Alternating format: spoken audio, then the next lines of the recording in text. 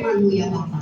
Terima kasih Bapa, terima kasih. Kami mau bersorak saat ini Tuhan, memuliakan nama Engkau Bapa. Di dalam nama Tuhan Yesus Kristus, kami sambut kasih setia-Mu dalam setiap hidup kami. Dan kami juga memulai ibadah kami Bapa, hanya di dalam satu nama, Tuhan Yesus Kristus. Haleluya, mari kita berkata, amin. Lebih dalam lagi ku rindu Kau Tuhan, lebih dari segala yang ada. Oh, lebih dalam lagi ku cinta Kau Yesus, ku mengasihimu.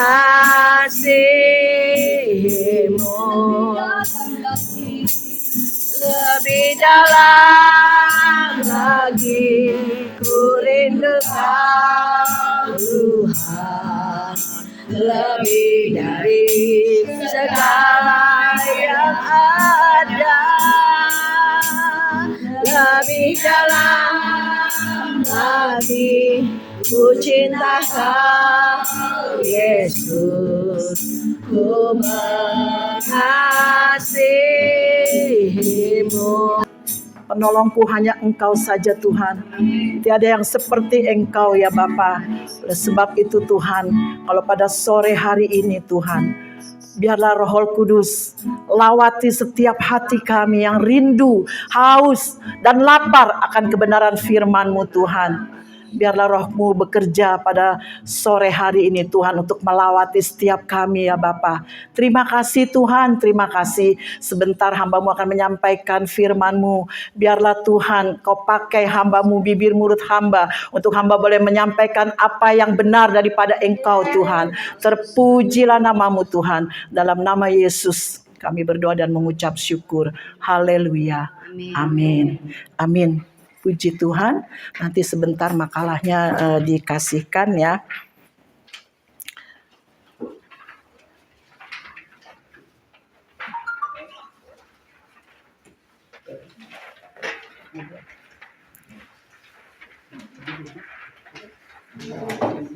Saya minta satu. Nah, jadi. Udah dapat semuanya? Ya. Ya, puji Tuhan, sore hari ini kita akan bersama-sama belajar untuk mendalami kebenaran firman Tuhan dengan satu tema dikatakan sini, saya disembuhkan. Ibu-ibu yang saya kasihi, kalau ibu-ibu sakit mau nggak disembuhin? Siapa yang nggak mau disembuhin? Nggak ada ya. Kita ini sebetulnya pasien dari Kristus. Ya, kita semua ini nggak ada yang perfect. Kita semua ini mengalami setiap masalah kehidupan kita. Ya, di dalam tema saat ini dikatakan saya disembuhkan. Apa yang disembuhkan oleh Kristus selain sakit penyakit? Kemarin saya di Opnam ya, saya bilang Li, tolong gantiin saya ya. Gitu. Saya berharap saya mau sembuh secara sakit penyakit ya. Tapi ada yang lebih hebat lagi, Tuhan mau menyembuhkan rohani kita. Ya, karena itu yang penting dalam kekekalan kita nanti, rohani kita. Ya, kalau badan mah nanti hancur, dimakan apa? Cacing, dimakan apa habis. Tapi roh kita tetap. Ya, kemana kita akan pergi saat waktu kita dipanggil Tuhan? Kemana ayo ibu-ibu? Ke sorga. Kalau ke sorga kita harus sehat rohani kita. Amin. Rohani kita harus sehat, rohani kita sembuh, rohani kita itu kita nggak bisa masuk ke sorga. Ya, Tuhan yang akan menyembuhkan, Tuhan yang akan mereparasi hati kita ini supaya kita semuanya menuju ke sorga. Tuhan Yesus datang ke dunia ini untuk menyelamatkan kita. Ya, bukan sekedar menyelamatkan dari dosa-dosa kita saja, tapi Tuhan rindu supaya kita setelah kita dibaptis, setelah kita diselamatkan, kemarin udah kita baptisan ya, sudah jelas. Setelah kita dibaptis, setelah kita diselamatkan, kita juga harus memperbaiki roh kita. Rohani kita harus terus bertumbuh. Jangan udah, oh saya udah bebas, saya sudah diselamatkan, dosa saya udah nggak ada. Enggak, selama kita hidup, kita setiap hari berbuat dosa. selalu berbuat dosa. Jadi itu yang Tuhan mau. Tuhan mau memulihkan hidup kita. Oleh sebab itu, ya di sini dikatakan Yesus Kristus datang bukan hanya untuk menyelamatkan kita dari hukuman kekal. Dia juga ingin memulihkan jiwa kita, menyembuhkan dari luka-luka batin yang kita alami. Garis bawahi, Tuhan Yesus datang ke dunia ini selain menyelamatkan kita dari dosa-dosa yang kita telah perbuat, Tuhan Yesus juga mau menyembuhkan luka-luka batin. Luka batin saudara dan saya. Tentunya kita semua mempunyai. Ada yang nggak punya luka batin? Ada yang tidak punya? Nggak ada. Ada luka batin ya. Oleh sebab itu ada banyak pengalaman menyakitkan yang terjadi dalam hidup kita dan perlu mendapatkan pemulihan. Ya, siapa yang dapat memulihkan hidup kita? Hanya Yesus. Tadi kita udah nyanyikan ya. Tuhan Yesus yang satu-satunya penolong kita. Suami bisa menolong ekonomi kita. Anak-anak bisa menolong ekonomi kita. Tapi Yesus menolong kehidupan kekal kita. Amin. Kasih tepuk tangan dulu dong buat Tuhan Yesus. Haleluya. Ya, sekarang di sini katakan bagaimanakah kita dapat dipulihkan dan disembuhkan? Ya, bagaimana kita dapat dipulihkan, disembuhkan? Kalau kita nggak ikut SMS di sini dibilang ya, kita akan jarang tahu. Ya, kita ke gereja seminggu sekali, nggak mungkin berurutan seperti ini. Ya, nanti minggu besok temanya ini, minggu besok temanya ini, minggu besok temanya ini, minggu besok berkat yang melimpah, minggu besok lagi usaha yang diberkati, macam-macam. Tapi menurut pelajaran ini sungguh luar biasa. Ya, roh kita akan selamat. Ya. Bagaimana kita dapat dipulihkan dan disembuhkan? Kunci pemulihan yang pertama adalah mengakui saya terluka, saya perlu pemulihan. Itu ada di ayatnya Amsal 27 ayat 9. Yang sudah dapat boleh baca. Amsal 27 ayat 9. Ya. Betul. Amsal 27 ayat 9. Minyak dan wangi-wangian menyukakan hati, tetapi penderitaan merobek jiwa. Yang di B-nya dikatakan apa? Penderitaan merobek jiwa. Ya, hidup menderita dari hari ke hari sampai tua, sampai umur saya 67 tahun. Kalau kita terus menderita terus, banyak persoalan yang nggak pernah diberesin, banyak masalah yang nggak pernah diberesin ya, pasti hidup kita ini, mungkin badan kita ini udah sakit lever, sakit jantung, kanker, segala macam ya. Itu semua dari penderitaan hidup. Ya, tetapi Yesus mau memulihkan penderitaan rohani kita. Ya, di sini dikatakan mengakui keterbukaan untuk mengaku bahwa saya terluka dan perlu dipulihkan. Ingat, keterbukaan itu adalah awal dari pemulihan. Saudara, ibu-ibu yang dikasih Tuhan, ibu-ibu yang dikasih Tuhan, kalau kita mau dipulihkan, ibu-ibu harus terbuka. Ya, karena apa? Cuma itu jalan satu-satunya, kita harus mengakui. Keterbukaan adalah awal dari kita pemulihan ya. Di sini katakan sangat menentukan seperti apa hidup yang saya jalani. Iblis ingin agar saya terluka terus-menerus. Iblis mah nggak mau kita mengakui kesalahan, atau ya dia maunya ya tertutup aja, udah ngapain amat, biar aja orang dia juga ini gini ya. Ibu-ibu, saya mau kasih kesaksian ya sebelum saya lanjut tentang mengakui. Ya, saya mempunyai sakit hati yang luar biasa, kalau sama teman-teman ibu-ibu begini mah sudah biasa mungkin. Tapi saya sakit hati sama diaken saya loh, pengurus. Pengurus itu kan dari organisasi gembala sidang pengurus. Habis pengurus baru pengerja. Saya di bawahnya dia. Dia seorang pengurus, seorang diaken, seorang bendahara, ya, bendahara gereja. Luar biasa. Saya sakit hati karena apa? Waktu itu saya membeli rumahnya di Ciledug. Dia mau jual rumah, saya beli rumahnya. Saya tanya, gimana ya Pak? Surat-suratnya beres? Oh beres. Ya, karena saya tahu kalau komplek itu kan pasti sertifikatnya betul, bagus. Terus saya tanya lagi karena rumahnya udah agak direnovasi, tentunya kan ada surat izin IMB-nya. Kalau bentuknya masih standar, nggak usah pakai IMB, nggak apa-apa, karena dari sertifikat itu sudah ada gambar ya, gambar sedikit sih, cuman gambar rumah kita, kiri kanan depan belakang sedikit-sedikit. Tapi kalau sudah direnovasi tentunya ada IMB-nya. Dan kalau kita mau jual lagi juga kan itu pasti nanti berurusan sama orang yang beli, repot lagi. Oh ada, pokoknya udah ada kok di situ semua komplit. Saya karena dia pengurus gereja, percaya total, percaya sepenuhnya. Saya bayar di depan notaris dan dia memberikan sertifikat depan notaris, sudah selesai. Gitu di rumah saya buka-buka, mana IMB-nya ya? Setahu saya IMB, papi saya tuh punya rumah IMB-nya tuh satu gulung gitu, kertasnya lebar gitu. Ini denah rumah, semua. Bukan rumah ini, terus memang cuma sedikit, kalau ini tetangga kiri, kanan, depan, belakang. Tapi denah rumah kita itu semuanya yang udah di. Nah saya lihat, tuh ini mah denah, ini aja saya datang ke rumahnya, saya bilang, ini gimana ya Pak? Oh udah ini termasuk ini. Wah, saya bilang enggak, lain, berdebat nih. Ceritanya sampai berdebat, udah. Ya udahlah, saya pikir nggak mau dipusing, kata suami saya, udah tapi nggak usah dipusingin, bikin nggak seberapa gitu. Tapi saya kan terluka karena apa, dia bohongin saya awalnya. Kalau memang belum terurus IMB-nya, ya saya nggak langsung beli dulu, urusin dulu deh, kan gitu. Jadi sakit hati, luka. Saudara tahu, saya mah kalau ke gereja tuh dia jemput suami istri. Jemput saya, ayo nonce, ya gitu ya. Kita nggak pada panggil bu, pak gitu, namanya aja. Ayo nonce, ya saya pergi dengan sukacita, ketawa, ketiwi, cipiki sama istrinya, ya cium, peluk, apa biasa, makan bareng. Biasa kalau ada tamu di gereja kita tuh sering makan bersama. Suaminya Ibu Lili juga kan dulu diaken almarhum ya. Jadi kita menyambut tamu, ajak makan gitu ya. Nah di situ tuh memang nggak ada sih sukacita yang penuh, nggak ada. Suatu hari kita belajar SPK di sini, ya. Saya udah jadi WL, udah jadi singer, ya. Bahkan saya mementorin SPK ini, khususnya untuk ibu-ibu. Lili, saya ada Ibu Eli, pokoknya pengurus-pengurus gitu ya.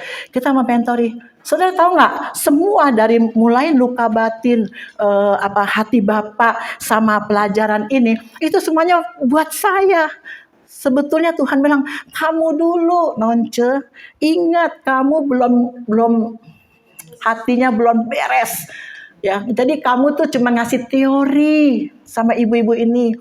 Kasihan ibu-ibu ini dapat apa? Teori dari kamu, bukan pengalaman hidupmu. Hidupmu tuh masih gelap. Jadi saya berpikir, ya juga ya. Tapi ya udahlah, pura-pura aja depan ibu-ibu mah gak ada masalah. Kan bisa aja kan, ibu-ibu tahu nggak? Nggak tahu. Tapi yang tahu cuma Tuhan. Saya mah udah gamblangnya aja. Kasih begini ya ibu ya, harus mengampuni, akui begini. Tapi kan saya enggak. Tuhan bilang, bohong ya kamu gitu ya. Saya nggak berkenan di hadapan Tuhan. Satu hari setelah selesai pelajaran kita ada gathering. Nah di gathering itu hamba Tuhan, setelah dia berbicara, mengasih firman, terus Roh Kudus bilang sama saya, akui hari ini ada kesempatan. Kan saya bilang, kalau besok tidak ada kesempatan lagi, neraka bagian kamu. Ya jadi saya pikir, ngeri loh saudara ya kalau mempunyai sakit hati nyimpen itu ya. Terus saya diam aja, saya masih mengeraskan hati saya. Enggak lah, dia selalu sakitin saya gitu ya. Dia bohongin saya, enggak lah gitu. Terus hamba Tuhan bilang, ada satu orang ibu yang harus hari ini bereskan gitu ya. Terus semua jemaat, jangan ada yang menoleh, kiri kanan semua diam. Terus saya mundur maju. Dia di depan, saya agak belakang. Mau maju, baru sampai sini, balik lagi, nggak jadi gitu ya. Gengsi, malu, apa segala macam nih. Gengsi, di sini dikatakan apa? Iblis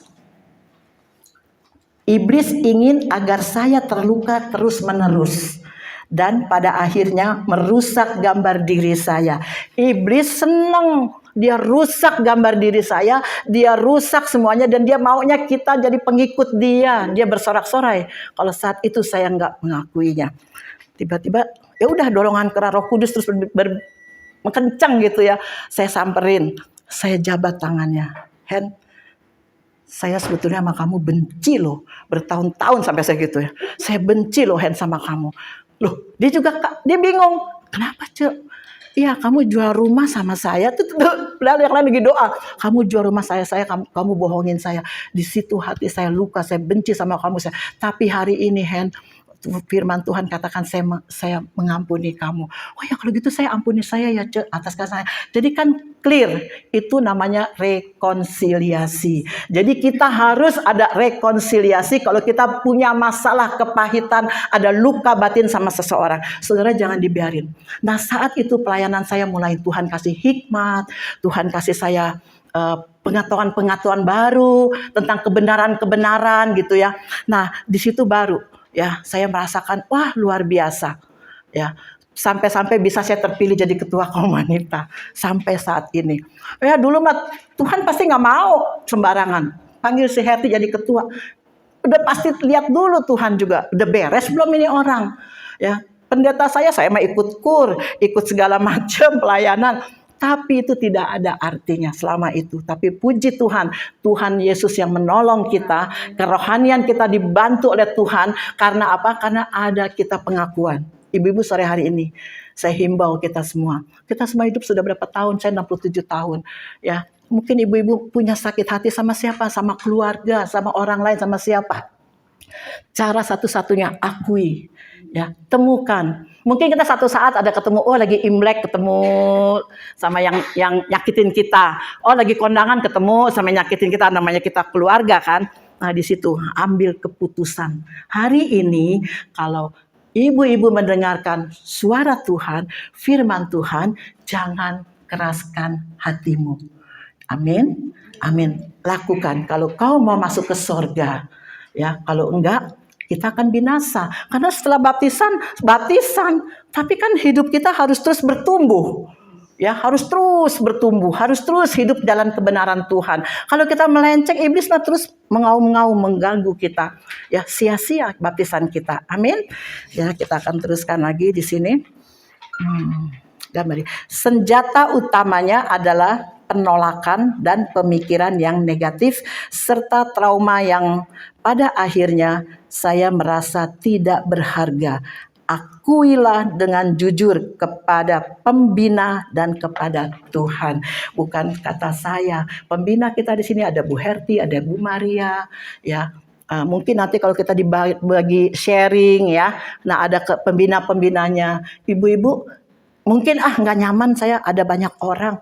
Mungkin bisa WA, bicara, sama Bu Herti, gini. Mungkin kamu nggak nyaman dari kita berempat atau berlima kelompok itu yang nggak nyaman. Boleh sama pembinamu. Tanyakan nih aku begini. Kan pasti pembina ini terus mendukung kita. Ya supaya kita diberi pengetahuan. Supaya kita diberi keberanian untuk kita mengakui. Mau ibu-ibu? Mau? Nggak kedengaran suaranya, diam aja. Mau ya, kita mau mengakui supaya kita hidup. Kita umur udah berapa sih? 67 tahun kata firman Tuhan, 70. Wah 3 tahun lagi nih gitu ya. Jadi saat-saat usia seperti kita inilah kita mau. Ya kita mau melakukan apa yang Tuhan katakan ya, mengakui. Kemudian yang kedua adalah saya terima kesembuhan dari Kristus di kayu salib. Yesaya 53 ayat 2 sampai 5. Ya, yang sudah dapat boleh baca.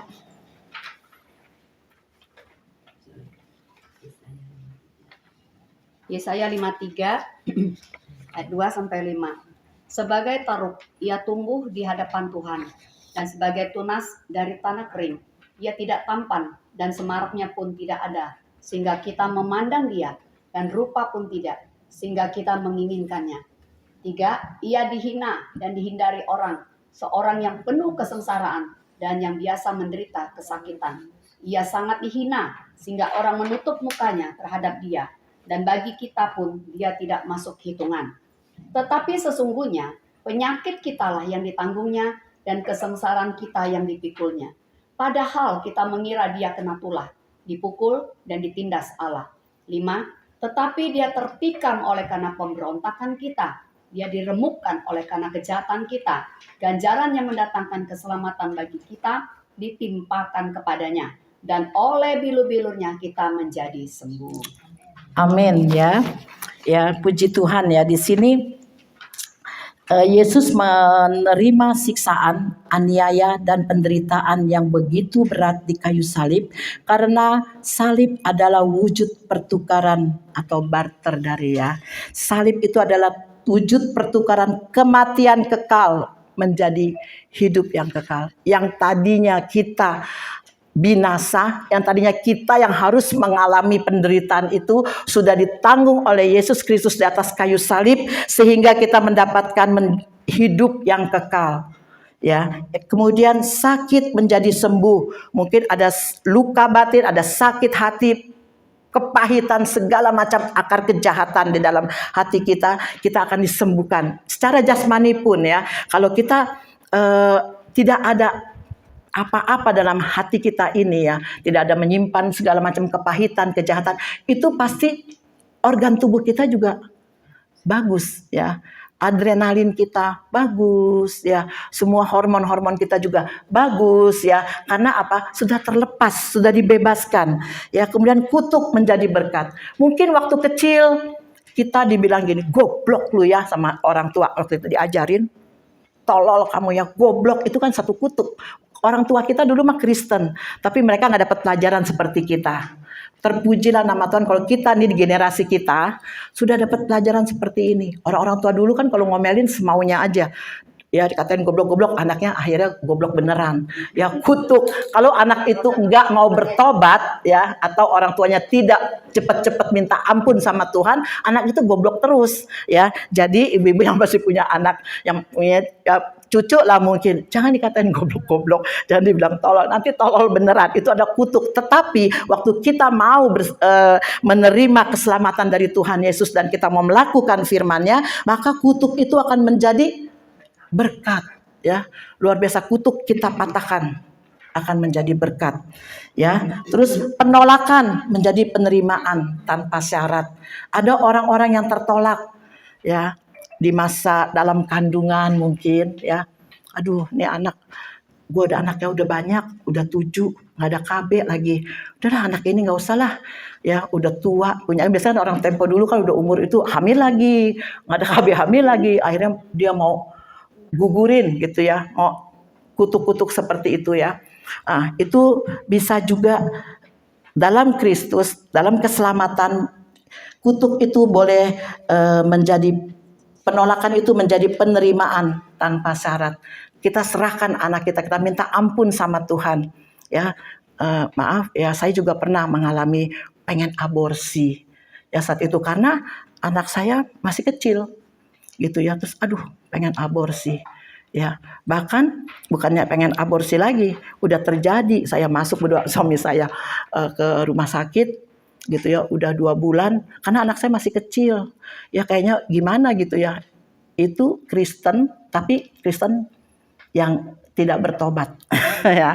Jadi itu saya alami. Nah, di situ itu penolakan saudara. Kita sudah menolak dia dan kita minta ampun sama Tuhan. Ya, saya mengakui itu semua. Apa yang dosa-dosa dalam kehidupan saya akui semua. Saya tidak malu dengan pembina saya. Saya katakan, ini pembina saya kan mendukung, mendorong, dalam nama Yesus kita akui semuanya, dan itu dibereskan oleh Tuhan. Ya, itu menjadi satu penerimaan tanpa syarat kalau kita kita mau melakukan penolakan. Yesus menerima ya tanpa syarat. Kalau kita kan ada syaratnya, kalau Tuhan Yesus tidak. Kemudian miskin menjadi kaya, miskin rohani terutama ya, bukan miskin rohani. Kita miskin apa sih? Miskin rohani ya, miskin rohani ya orang nggak tahu kebenaran. Ya, tapi kita diperkaya oleh kebenaran Tuhan, ya. Kemudian kebencian menjadi kasih yang melimpah. Ya, saudara, kalau saudara mau punya satu kebencian, ya, lepaskan itu. Saudara minta Tuhan, jangan biarkan terus kebencian itu dalam hidupku Tuhan. Tuhan akan merubahkan semuanya menjadi satu kasih yang melimpah. Ya, karena Kristus adalah kasih, kita sebagai murid Kristus tentunya kita mempunyai kasih karena kita adalah ciptaan Tuhan segambar serupa seperti Allah. Kalau kita nggak punya kasih, gambar hidup kita hilang. Orang tidak bisa melihat kasih Kristus lewat hidup kita. Amin. Yang ketiga, saya mengampuni. Nah, bagaimana kita dapat dipulihkan dan disembuhkan. Yang ketiga adalah saya mengampuni. Kolose 3 ayat 13. Ya, yang udah dapat boleh baca.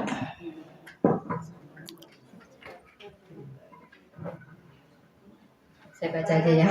Mm-mm. Kolose 3 ayat 13. Sabarlah kamu seorang terhadap yang lain, dan ampunilah seorang akan yang lain. Apabila yang seorang menaruh dendam terhadap yang lain, sama seperti Tuhan telah mengampuni kamu, kamu perbuat jugalah demikian. Terus Efesus 4 ayat 31 sampai 32. Efesus 4 ayat 31 sampai 32 berkata, segala kepahitan, kegeraman, kemarahan, pertikaian, dan fitnah hendaklah dibuang dari antara kamu, demikian pula segala kejahatan. Tetapi hendaklah kamu ramah seorang terhadap yang lain, penuh kasih mesra dan saling mengampuni, sebagaimana Allah di dalam Kristus telah mengampuni kamu. Amin. Amin ya, kita sudah baca Kolose 3 ayat 13 ya. Sabarlah kamu seorang terhadap yang lain dan ampunilah seorang akan yang lain apabila yang seorang menaruh dendam terhadap yang lain, sama seperti Tuhan telah mengampuni kamu, kamu perbuat jugalah demikian. Itu firman Tuhan katakan. Jadi kita harus mengampuni sesama kita ya. Kita harus mengampuni kesalahan orang. Kalau kita tidak mengampuni, doa Bapa kami katakan, kalau kita tidak mengampuni kesalahan orang, maka Bapakmu yang di surga juga tidak pernah mengampuni kamu. Jadi ngeri ya saudara ya. Kalau dunia katakan ngeri-ngeri sedap, ini mah bukan sedap lagi, ngeri-ngeri kagak enak ya urusannya. Kalau kita nggak bisa mengampuni orang, tentunya kita tidak bisa ya diampuni oleh Tuhan. Melalui salib saya menerima kasih Yesus di dalam hati saya, dan lewat kasih Yesus itulah saya diampuni. Lewat kasih Yesus itulah saya diampuni, sehingga saya juga dapat mengampuni orang lain. Marilah kita mengampuni dengan kasih Yesus, bukan dengan kekuatan kita. Saudara, tentang mengampuni, ada yang sudah bisa dapat mengampuni? Sering ya. Saya kalau sama orang lain sudah biasa ya. Kita disakiti sama orang lain, udahlah biasa. Tapi disakiti sama keluarga tidak biasa ya. Saya mengalami ya luka batin yang mendalam. Saya dari kecil, saya tuh orang tua kandung loh, mami saya sendiri loh. Itu saya punya adik 6, 2 perempuan. Jadi kami 3 perempuan. Itu saya seperti anak tiri. Adik saya 2 beda gitu ya sama saya. Dari mulai waktu saya kecil masih nggak begitu kira-kira saya SD kelas 5, mulai mami saya ada perbedaan. Baju. Zaman dulu kan mami saya bisa jahit. Zaman dulu orang jarang beli-beli ya, karena mall juga nggak ada. Adanya tuh Pasar Baru gitu ya. Ya ada itu paling top tuh di Pasar Baru kalau di Jakarta ya. Terus Sarina gitu ya. Sarina, nah itu paling top. Nah tuh mami saya beli baju. Kan setiap minggu kita ke gereja, mami saya beli baju. Tuh adik saya beliin baju misalnya 10.000 per meter. Saya dibeliin yang 4.000. Yang 5.000 gitu ya. Kita kan udah main besar, udah tahu dong. Terus model gitu ya. Beda sama sekali. Terus satu hari saya merasa gini, sampai saya SMP kelas 1. Itu namanya makan, saya bisa jatuh ke dalam narkotika dan perokok. Jadi sampai kelas SMP lulus SD, kok mami saya ngelakuin begini ya. Terus saya tegur papi saya tanya papi saya, Pi kenapa ya? Kan kita kalau makan suka bareng gitu ya. Pi kenapa ya? Si mami kok kayaknya, kenapa? Kayaknya aku dibedain gitu. Saya langsung ngomong gitu ya. Terus papi saya juga merasa saya tuh ada perbedaan. Papi saya merasa. Jadi papi saya kalau ngasih saya uang, misalnya adik-adik saya 5 perak. Terus saya, udah kamu belakangan aja wis, papi duitnya nggak ada lagi, duit recehnya. Nanti saya kasih 10. Jadi papi saya ini tahu kelakuan mami saya yang membedakan. Jadi papi saya menutupi supaya saya nggak tersinggung. Dia kasih saya lebih. Papi saya gitu. Nah, satu hari saya nggak tahan nih, saya nangis sama papi saya. Terus papi saya ngomong gini, ya ini papi karena kamu cerita, jadi papi kasih tahu awal mulanya mami. Mami saya cemburunya luar biasa. Jadi papi saya bilang, dulu papi saya di Manado itu dia punya tunangan. Karena dia lulus ujian untuk masuk militer, adanya kan di Jakarta, di Kodam 5 Jaya tuh, lapangan Banteng. Jadi papi saya harus belajar di situ, jadi siswa militer di situ. Pergi dia dari Manado ke Jakarta. Punya petundangan, punya pacar namanya Since. Saya Nonce. Ceritanya ya sudah, akhirnya kan papi saya namanya militer, kalau hari Minggu kan bebas bisa keluar kemana, tapi nanti malam lu harus udah ada di mes karena kan besok udah ada pelajaran lagi ya. Hari Sabtu dia mau ngapain, orang rumahnya jauh, kalau yang rumahnya deket malam bisa pulang ke rumahnya. Kalau yang orang tinggal di Jakarta, Bogor gitu, Bandung yang deket-deket bisa pulang ke orang tua, besok malam bisa balik. Tapi papi saya kan di Manado, masa seminggu sekali pulang gitu, jadi nggak pernah pulang. Satu hari waktu dia bermain, dia bilang saya ketemu sama kakaknya mami kamu, teman deket. Akhirnya papi saya diajak ke rumahnya, lama-lama jatuh cinta sama mami saya gitu ya. Terus mami saya juga cinta sama papi saya. Ya orang laki kan biasa ya, udah tunangan kan dia nggak pakai cincin gitu ya. Jadi ya udah. Akhirnya mami saya menikah, punya anak dua, lagi hamil saya. Papi saya ajak pulang ke Manado karena waktu itu kan kalau opa saya udah meninggal ya, jadi kan oma saya nggak setuju karena satu, mami saya Muslim, keluarga Pak Haji.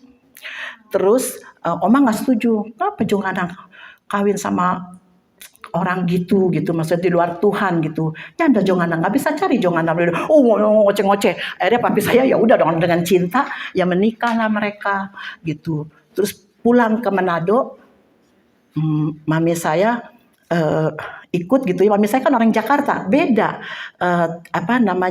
kulturalnya juga beda, caranya beda. Nah orang Manado mah nggak peduli mau saudara mau apa, kalau ketemu cium-cium gitu. Mau laki, perempuan, orang-orang timur kan gitu ya. Ambon juga ya.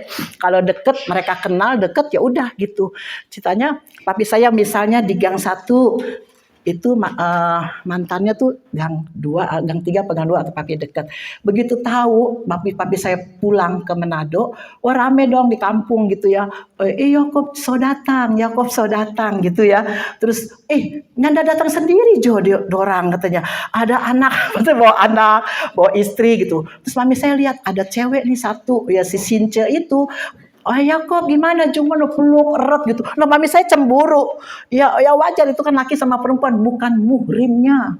Ya kan kalau orang muslim bukan muhrimnya, lu kok main peluk-peluk laki orang gitu. Akhirnya si mami cemburu, dia marah gitu ya. Tapi saya bilang itu kan namanya dulu, masa lalu. Ini kan sekarang udah enggak gitu ya. Tapi saya tuh ganteng saudara. jadi ya itu kan udah enggak katanya. Tapi mami saya kan terus ya, dia sakit hati, dia cemburu yang luar biasa gitu. Gue nggak mau peduli, lu mau saudara kayak mau apa, di adat gue nggak ada saudara laki kayak perempuan cium-ciuman begitu, nggak ada. Mami saya kan orang Betawi ya, jadi nggak mau tahu. Nah satu hari saya lagi hamil, mami saya hamilin saya, dia benci bener sama tuh si Since sampai saya lahir. Dari kecil mas saya nggak mirip katanya mami saya nih, papi saya juga ngakuin nih katanya. Jadi ceweknya tuh ya kembarannya lah gitu, saya nih mirip-mirip katanya. Jadi setelah saya di SD usia 11-12 tahun mulai nih kelihatan gitu, kata mami saya gitu. Jadi mami saya benci kalau ngeliat saya, benci, bener-bener benci gitu ya. Sampai ya itu saya bilang saya dibedain segala macam gitu. Saya disuruh kerja kayak pembantu, pagi-pagi saya udah nyuci. Saya tuh kurus saudara, makan saya mah piring penuh kayak kuli sindang. Saya banyak kalau makan tuh 2 pak begitu saya bisa habis loh makan gitu. Karena kan nyuci saya orang bersembilan, 10-11 sama papi saya. Tuh cucian 2 bak nggak kelar-kelar, nyucinya emang pakai mesin cuci kan, pakai tangan tempo dulu disikat-sikat. Apalagi yang namanya kalau spray, ini yang umur kita nih tahu nih spray Hongkong itu beratnya, anak kecil umur masih kecil udah suruh nyuci spray. Kalau masih kotor mami saya dilempar lagi. Saya suka nangis sambil kerja sambil nangis. Tapi saya heran tuh ya, saya nggak pernah gitu, nggak pernah. Baru mau habis cuci piring nih, baru mau itu Cok, kamu ini kerjain lagi nih. Kapan ngasonya ya dalam hati, nggak bisa ngaso nih gitu. Nah disitulah saya mulain ya, saya merasa ada ya iri dong. Ada iri nggak ibu-ibu kalau seperti posisi saya? Saya ngiri, lihat adik saya sepatunya sama.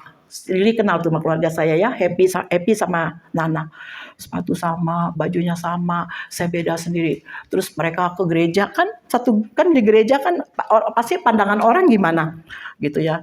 Tapi papi saya selalu nutupin nanti kalau saya suka dibeliin di pasar baru sama papi saya gitu. Nah mami saya malah jadi mereka jadi gimana ya, habis ya gimana sih punya anak 3 ya beliin dong 3 dengan baju yang maksudnya lu beda-beda nggak apa-apa tapi dengan harga yang sama, beda begitu gitu ya. Saya udah rasanya udah gimana, akhirnya saya ya iblis menggoda-goda ya, sudah dibaptis. Saya kan dibaptis SD kelas 6. Dibaptis, saya ikut baptisan. Karena tempo dulu mah kalau pas ada baptisan ya baptisnya di kali, ikutan baptis gitu. Nah, suatu hari saya merasa mau bunuh diri. Waduh, rasanya nggak kuat nih tuh. Oh, boro-boro menyebut Tuhan, nggak nyebut Tuhan Yesus. Pokoknya gue kayaknya mendingan gue mati aja deh, kelar, udah urusan gitu ya. Udah bawa obat sesak napas, nah apa namanya tuh efedrin. Saya kan punya ada sesak napas. Efedrin itu kan nggak boleh diminum banyak-banyak. Saya udah ambil banyak, udah pengen minum saya. Udah nangis. Pokoknya lebih baik udah gua mati aja deh, kelar. Nggak capek juga nggak ada harganya. Nggak punya harga saudara, nggak dihargain, nggak apa gitu ya. Udah tiba-tiba ya itu karena kita sudah diselamatkan, kita sudah dibaptis. Kemarin dengar firman Tuhan sudah dimaterai. Kita sudah dimaterai dalam nama Yesus. Udah ada di buku kehidupan. Allah Roh Kudus tidak mau membiarkan anak-anaknya masuk binasa. Kalau saya mati saat itu, saya ada di neraka sampai saat ini. Tapi Yesus mengasihi kita. Roh Kudus penolong sebagai penolong. Dia terus mau menolong saya. Udah saya pegang, saya udah ambil air, saya mau minum. Tiba-tiba kesenggol adik saya, gelasnya tumpah. Terus adik saya, ngapain lu Cek? Saya udah mau nangis. Si Evi, janganlah Cek, jangan gitu dah gitu. Akhirnya ya udah nggak jadi itu. Akhirnya saya pelarian saya, ya udah. Saya teman-teman saya sekolah banyak, akhirnya saya merokok, terus ikut-ikutan. Ya Maria baru setengah udah gini-gini ya. Saya mah nggak setengah lagi, ya udah bukan setengah lagi. Saya udah main disuntik aja, ya gitu ya. Tapi saya tahu, papi saya nggak nyalain saya. Papi saya minta maaf sama saya. Ya, papi bilang, ya maafin papi ya, gitu. Itu semua kesalahan papi, kamu kena korbannya, kamu imbasnya. Jadi saya buru-buru di karantina ya, diobati ya. Apalagi anak militer kan, tentunya dapat fasilitas yang terbaik gitu ya. Kena narkoba gitu ya. Tidak seperti kayak orang-orang sampai overdosis gitu, saya enggak. Yang penting pikiran gue tenang aja, pikiran ngefly tenang, udah nggak mikirin lagi yang namanya dibedain, nggak mikirin lagi yang begini begitu, udah enggak. Kayaknya dunia milik kita aja, udah surga dunia, udah pokoknya aduh enak senang. Tapi kalau udah habis, gemeter, lapar, mau makan yang banyak. Jadi itu saya makannya banyak saudara. Jadi kalau udah selesai, udah tenang, udah tidur, udah pokoknya fly, udah enak.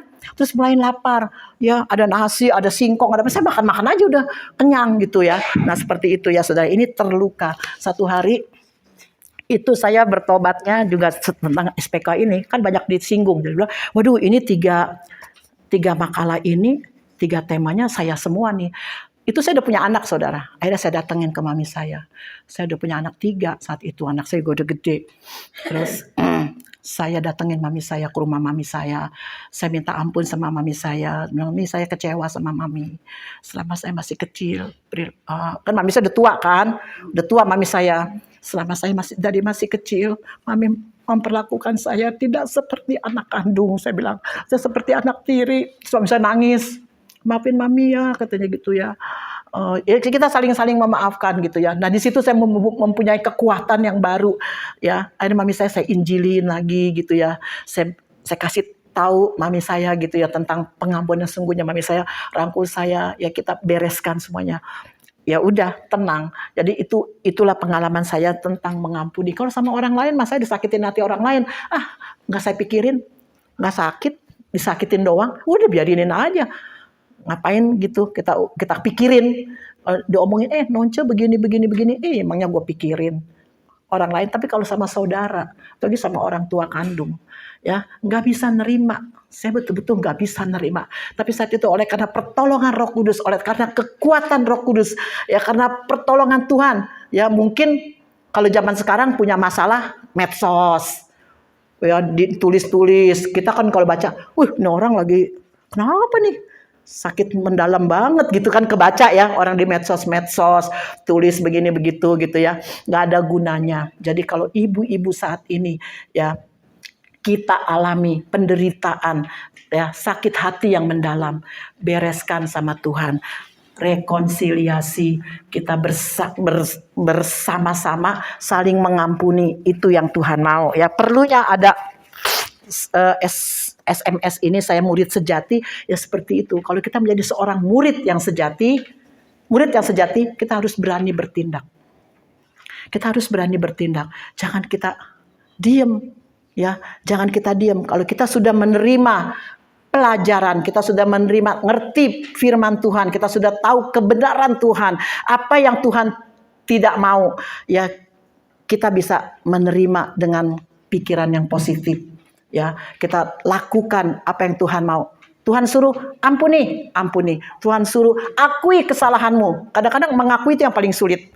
Ya, kalau soal mengampuni sih gampang, tapi mengakui kesalahan kita, kadang-kadang kita nggak mau. Contohnya, misalnya, nih kita lupa nih naruh sesuatu nih, 2-3 hari, seminggu, sebulan kita cari kemana ya? Ituan mami kok nggak ada ya? Dan kita taruh di situ, kita nyalain orang. Ya saya pernah juga seperti itu. Kamu lihat nggak ini mami di mana? Enggak. Ih kok nggak ada? Siapa yang ngambil sih? Gini ya kan? Ternyata ketemu. Udah ketemu, kita udah marah-marah nih sama anak dong. Kamu gimana sih mami taruh nih di sini? Ih mami taruhnya di mana? Kita lupa.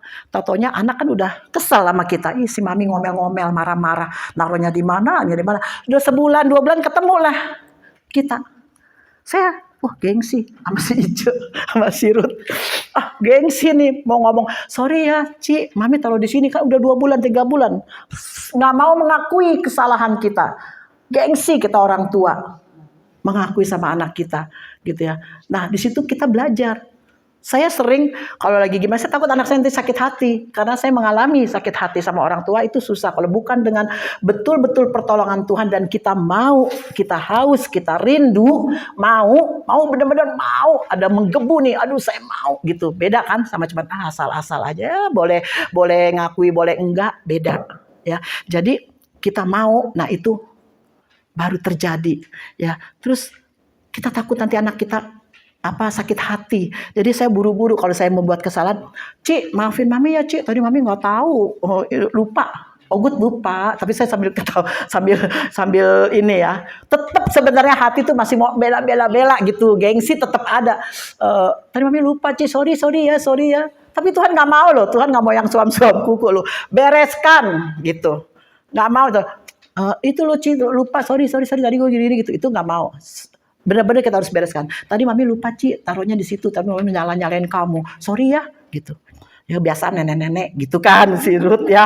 Biasa emang nenek-nenek gitu. Sorry ya. Nah, itu udah dibaptis, sudah dipulihkan, sudah jadi ketua komunitas, sudah melayani di mana-mana melayani, di UMAS melayani, di komunitas melayani, tapi masih punya perilaku seperti itu. Dosa itu terus menggiring kita sampai akhir hidup kita nih, kemana tujuan kita? Ya, jadi dosa itu terus, iblis terus mau menggiring kita sampai pada akhirnya kita menjadi seorang pemenang. Baru dia nyerah. Ya udahlah, kalah dia. Oleh sebab itu saat ini ya firman Tuhan katakan, kalau engkau sudah mendengarkan firman suara Tuhan hari ini, jangan keraskan hatimu. Saya mengajak ibu-ibu ya untuk kita boleh bersama-sama. Kemana tujuan kita nantinya?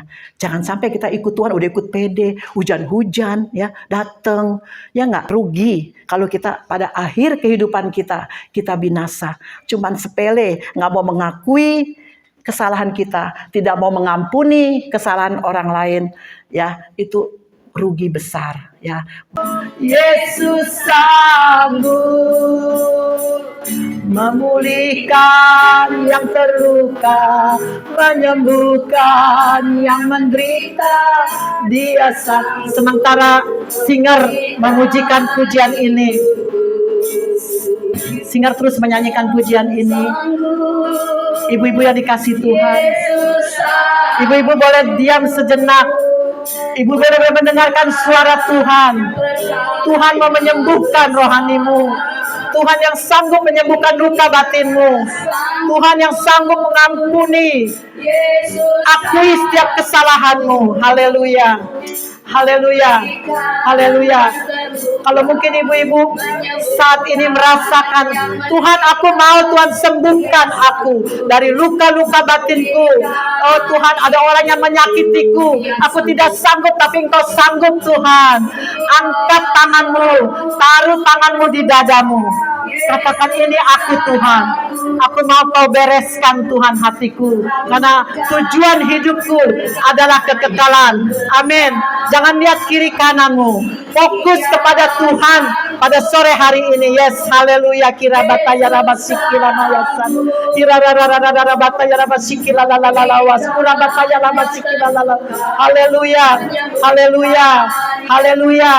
Haleluya. Taruh tangan di dadamu atau kau boleh mengangkat tangan. Katakan Yesus, inilah hidupku. Tuhan jamah aku Tuhan. Dia sanggup. Haleluya. Hanya Yesus yang sanggup yang dapat menolong kita. Haleluya. Haleluya. Haleluya. Nanti saya minta dengan hormat ya Ibu Maria mungkin bisa mendoakan ibu-ibu yang sudah taruh tangan di dadanya. Haleluya. Ibu Herti, Rida boleh membantu doa bagi ibu-ibu yang menaruh tangan di dada-dada mereka. Haleluya. Haleluya. Amin. Amin. Haleluya. Kira baba bataya rabasikila maya sanda. Haleluya. Haleluya. Sanggup Yesus. Jangan keraskan hatimu. Pada sore hari ini firman Tuhan berbicara. Jangan keraskan hatimu. Lepaskan pengampunanmu. Haleluya. Haleluya. Terima kasih Tuhan. Kau melihat Tuhan anakku. Yesus. Jamah Tuhan. Jamah Yesus. Jamah Yesus, hati yang terluka. Tuhan, kami percaya hanya kepadamu Tuhan. Oh Tuhan Yesus, Kau tempat pertolonganku.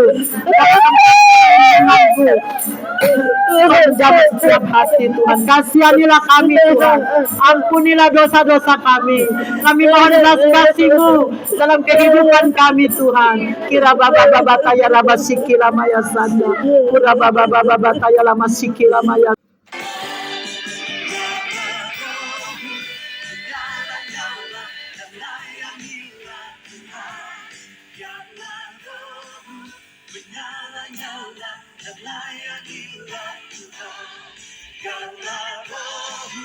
Menyala